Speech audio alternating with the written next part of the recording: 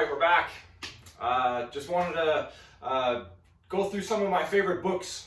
I'm moving across the country, and I need to take some of these books with me. I'm not moving everything yet, but it's kind of just a video if there was a fire and I needed to scramble and grab some books. This would be some of my favorite books that have influenced me, both academically and personally and spiritually. And so I'd like to just go through that. It's a video dedicated to my students. Never stop learning. Go seek out the smartest people and go learn from them. And that's what I actually feel like I did. And your academics and your education and your knowledge is such a powerful thing, and it's something that nobody can ever take away from you. And so I started in sports medicine, and actually, so I already picked one out. I guess my favorite book of all time is a sports science book called Super Training. The cover's actually been ripped off, but it's a textbook written by Dr. Mel Sif, who was a Russian exercise science professor, and he compiled all of the strength and conditioning research from Soviet Russia and how they trained all of their athletes. And how the body adapts to exercise and the stimulus from exercise and long-term planning. See, America's all about quick fixes, quick workouts. I want to lose 10 pounds in 10 days, something like that. But this is all about long-term adaptation. So this is actually one of my favorite books that I really got obsessed with in my undergraduate studies. Really took a long time to get through it. It's not a book that's really meant to be read cover to cover. It's kind of go to the index, see if you find something interesting that you understand, and then go seek that out in the book. And then bit by bit, you work your way through the book. And so this is all about how to take an athlete and make them a better athlete, but also from a science standpoint, I'm in the medical field, how to take a person and make them healthy. And thrive. And in order for somebody to thrive, they have to exercise. And so you have to understand what exercise does to the body. And if I had to say this, what's your favorite book? My favorite book is Super Training by Mel Sif. And it was originally written by, a lot of this is written by Dr. Yuri Verkhoshansky. That's the other contributor to this book as well. So dedicated to him. Thanks for springboarding me into understanding the human body. So off of that, these are kind of, there's some sort of order to my library here. When I page through here and look through here, going off of this book here, Super Training. Another book that I really liked, well, let's take a peek.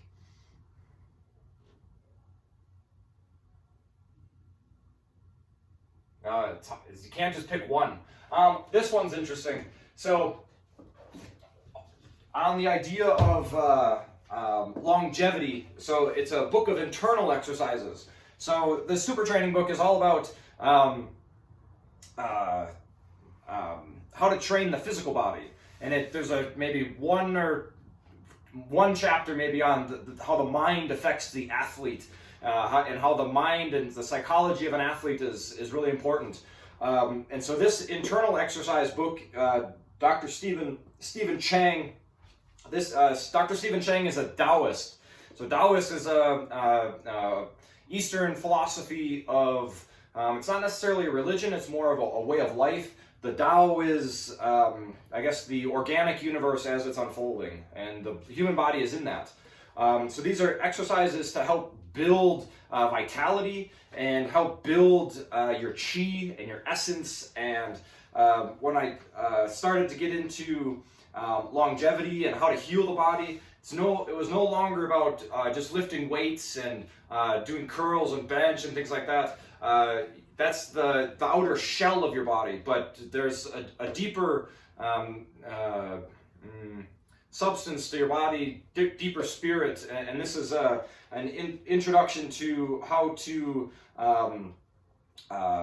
forge and cultivate chi and how to grow your vitality so you can live a long, healthy life. So this is a really interesting book. Internal Exercises, Dr. Stephen Chang, a Taoist. Another book that really influenced me as I was thinking of that, super learning. Super learning is Sheila Ostrander and Lynn Schroeder. They are psychologists, again, Russian psychologists. Ideas of how to learn.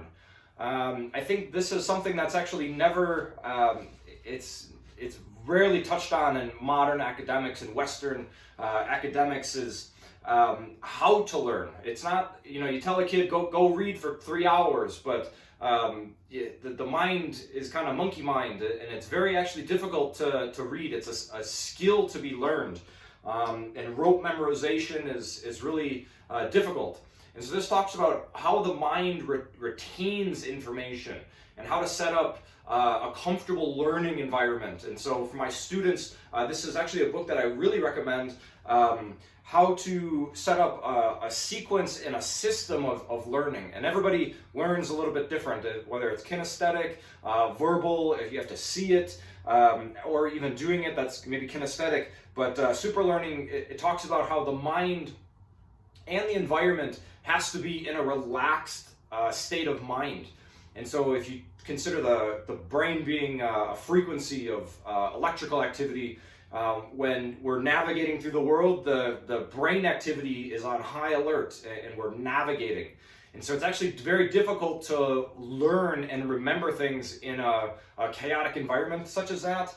So it's really important when you're studying to be in a calm, quiet environment, no music. And if you do listen to music, this recommends Baroque music, 60 beats a minute. And so you remember, you try to sync up your brain to 60 beats a minute, and it creates a rhythm in your brain versus rock music where it's scattered. Your body can't and your mind can't remember and retain information in that. So this is all about how to improve your business and your mind, your business through your mind, how to be a successful individual. But in order to do that, you have to have a healthy, strong mind. And so this is all about how the mind remembers and the brain.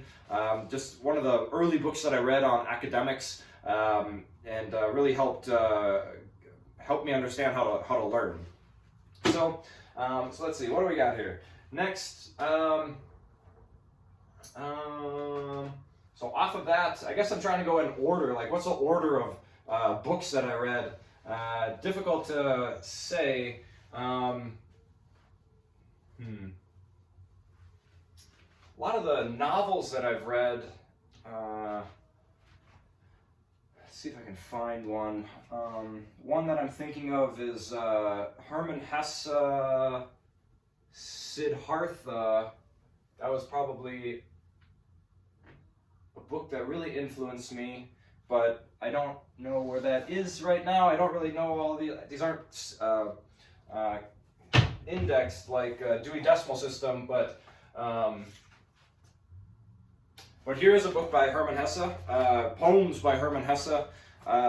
So this was a German author, influenced me and my father as well. The Glass Bead Game, he wrote won an award for that in literature in maybe the 60s or 70s, all about how to, the Glass Bead Game.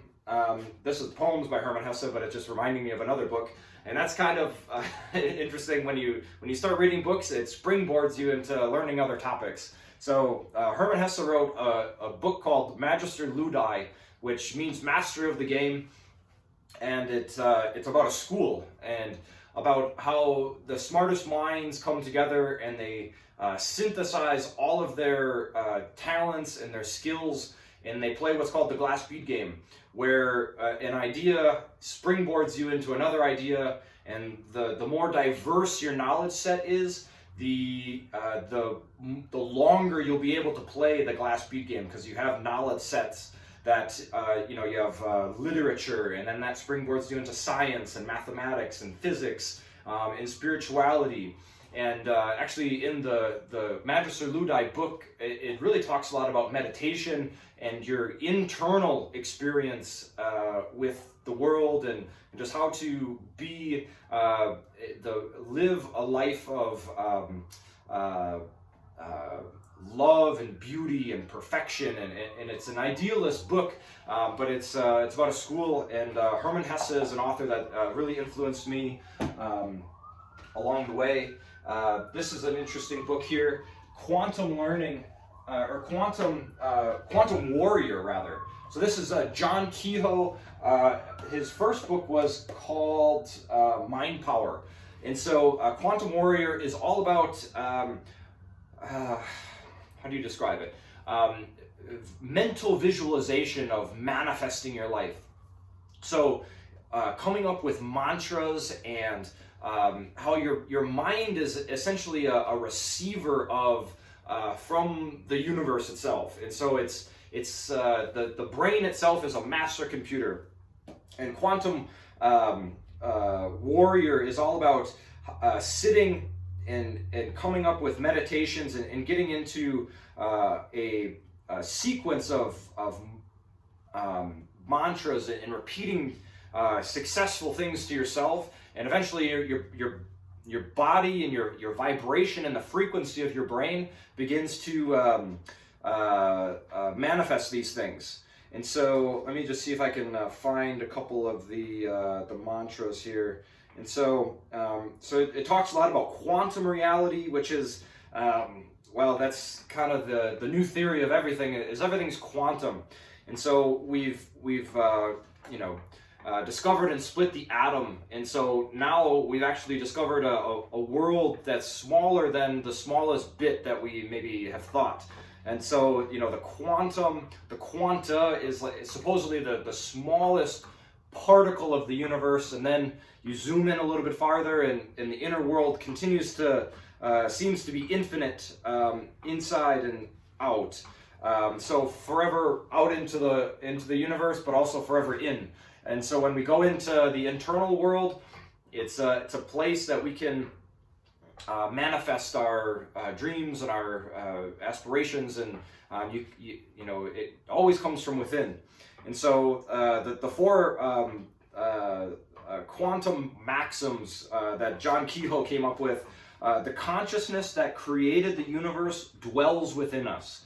And so you contemplate on that idea. The consciousness that created the universe dwells within us. So the spark of life is from within. We're not a beam of light that's shined down as a hologram from the outside. We're a hologram from within. And so that somehow that spark of life is beating your heart at all moments. And so just ideas of contemplate that the consciousness that created the universe dwells within us. Contemplate that idea for 15 minutes and see what new ideas spark from that. Number 2, we exist in the energy web, in the energy web, and are one with it. So going back to the Taoism, the universe itself is an organic web of organic, almost like dewdrops on grass. It's just like everything is within everything, and everything reflects off of everything. And that's an old saying, everything is in everything. And so the human mind and the heart, every individual is within this universe that we're in. And so we exist in the energy web, and we are one with it. The outside space from me to the wall is not, there's actually no separation. There's energy, and we have discovered actually that the empty space, again, the space between me and the wall, when we measure how much does the universe weigh, we've actually discovered that the empty space has a minute fractional weight, and it's calculated into the weight of the universe, which is just kind of interesting. Number 3, consciousness weaves and directs energy. So all about whatever's on your mind, you're going to be manifesting it. So a positive mind and a hungry mind to be successful in the world will manifest that. And also the flip side of that as well. Negativity breeds negativity. So you always have to check what's the state of your mind. Is it aligned with what you want it to be? So consciousness weaves and directs energy. And then the number 4 here, everything exists for us as a possibility. So there's infinite possibilities.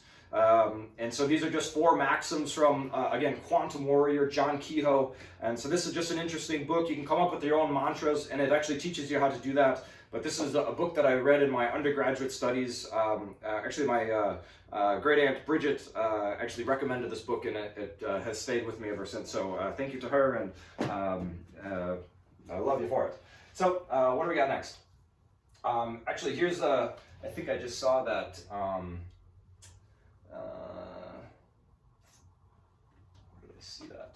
I thought I saw the Siddhartha book. Oh yeah, here. Here's the Siddhartha book, Hermann Hesse. It's the story of Buddha, and it's just about Buddhism, but the story of his life. Buddha was a prince, and he renounced his princehood, and he left the palace, and he went and studied spirituality and sought different masters throughout India, and he was originally a Hindu, Siddhartha, Gautama Siddhartha, and he was a Hindu, and he said, I want to go be a Brahmin, which is a spiritual person in the caste system. And so, fighting with the parents and like, no, you can't do that. And then eventually they gave their blessing, and he went and studied spirituality, and he learned all the Hindu spiritual techniques, and hadn't obtained enlightenment. And then in his final attempt, he got rid of all the techniques and all the mantras and all of the fluff and all of the lectures from masters and priests and things like that, and you realize that you don't need all of that. And again, the spirit dwells within, and then was enlightened underneath a tree, sitting alone, starving and probably fasting, and his guide along the river found him, and then when he was enlightened, helped others realize this as well. And so his original technique was called Vipassana meditation, which is preserved in, like Burma. Goenka is the teacher that continues to teach the original teachings of Buddha. But this is just a novel about Siddhartha, about the story of Buddha, and Hermann Hesse, again, huge influence in my life. There's some old pictures of me. Look at that. That's what I used to look like there. Kind of ripped, but again, from the sports medicine, you come from a long way from, again, training the physical body, which means fluff and really nothing, but you can, again, the true art of it is training yourself inside and working on yourself from inside. All right, what other books do I need? This is a good book, again, for speed and agility. I'm going to take this book just to get some ideas, how to run faster, how to be a better athlete. This is an interesting book. So again, off of this idea of, and a lot of my students have actually heard about this, heard me talk about this, The Body Electric by Dr. Becker, Dr. Robert Becker, who is an MD, studying the human nervous system. And if we look at how the body regenerates itself, we have programmed in us restoration. And he was studying how does the body regenerate, but he was studying it through salamanders and lizards. And so if you look at the human brain, there's 3 levels to the human brain. We have a brainstem, which is very similar to actually that of a lizard. And so that's why it's considered our lizard brain. As we evolved, the brain got bigger, and then the midbrain, which is sometimes called the mouse brain, which is all about navigation and emotional attachment and more higher-minded survival because you're trying to navigate the world. And so from lizard to mouse, and then the outer shell of the brain is your human cortex. And that's higher level consciousness, mathematics, creativity, higher emotions and things like that. And so, this talks about the brain itself, as well as how it regenerates. And it's all about, there is an electrical aspect to the human body. And so I'm an acupuncturist, and I work with and try to teach my students about acupuncture itself. When we talk about chi. What is this idea of chi? This vital energy of the human body. Well, it's the subtle electricity that powers all of your body. And so this is a nice bridge between traditional Chinese medicine and modern Western understanding of the human nervous system. So The Body Electric is a really nice book, just an introduction. Again, it's heavy. He's an MD, so he writes pretty. It's a heavy book, but you can work your way through it. There's some nice concepts about how the human body regenerates itself. Coming over here. Here's an interesting book, Outrageous Chess Moves by Bobby Fischer. So again, these books, they seem random, but when going back to Hermann Hesse's Glass Bead Game, you synthesize all of your interests and all of your knowledge, and being a chess player, Bobby Fischer influenced me as an athlete. Bobby Fischer was actually quite the athlete. He's always talking about, well, you're sitting there for 5-6 hours, and so your body better be fit, so you don't lose mental concentration. And so these are just some of the moves that he's played. Probably one of the best chess players ever to live. He did it when he was such a young individual, and accomplished it at such a young age. And then he did kind of go a little mad at the end of his life, and I think what happened was he accomplished what he sought out to accomplish, and then the rest of his life he lost a drive to go succeed because he already was the best. And so I really like Bobby Fischer, and I as a chess player, he said, all I want to do ever is play chess. And when you want to be successful, you have to have that obsession. I just like all he's thinking about was playing chess, and but also as an athlete, he would keep his body fit and his mind fit, and that would help him concentrate. But also in the 80s and 90s, and the chess players in the world of who was the best, Bobby Fischer, Spassky, all of these these against in the Cold War and the Russian, and the propaganda and the excitement with all of that. And so this was just interesting to see how he played, and just the brilliance of his mind. And so it's just so Bobby Fischer, Outrageous Chess Moves. What else we got here? So all of my spiritual books are up here. So all of the three main religions of the world, Christianity, Islam, and Judaism, they all have their own holy books. So the Bible, the Quran, and the Torah. But all of them are actually based on, they have overlapping stories. So the oldest is the Torah, and then Christianity, and then which the Bible was written in maybe I want to say 300 or 400 AD, which is when they compiled all of the books of that time and the writings of that time. And then 600 AD is when the Quran was written. And so those are the three main religions of the world. But I also have the Bhagavad Gita. The Bhagavad Gita is the Hindu holy book. The spiritual pivot. As an acupuncturist, I really like this book. I just really like that, the Ling Shu, the spiritual pivot. This is an old book written.